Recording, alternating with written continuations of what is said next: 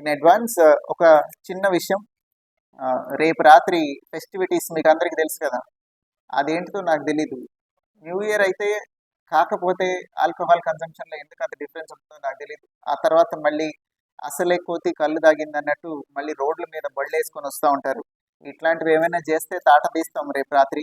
కొంచెం publicise this among everybody. Drunk and behaviour, తాగేసి రేపు రాత్రి రోడ్ల మీద తిరగడాలు, సైలెన్సర్లు తీసేసి బైకులు తోలటాలు, రోడ్ల మీదకి వచ్చి కేకులు కట్ చేసుకోవడాలు, ఇట్లాంటివి ఏమి చేసినా కానీ we will be very very strict.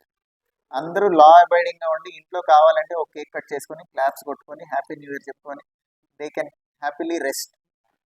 రోడ్ల మీదకి వచ్చి గొడవలు చేస్తే ఊరుకోము.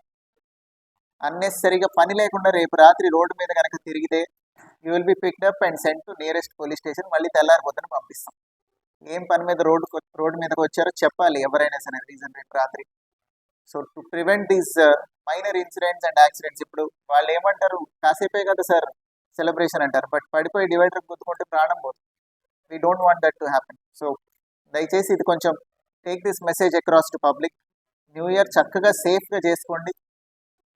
సేఫ్ అండ్ ఎకో ఫ్రెండ్లీ ఎన్విరాన్మెంట్లో ఇంట్లో ప్రశాంతంగా చేసుకోండి. You need not create sound pollution or unnecessary disturbance to others.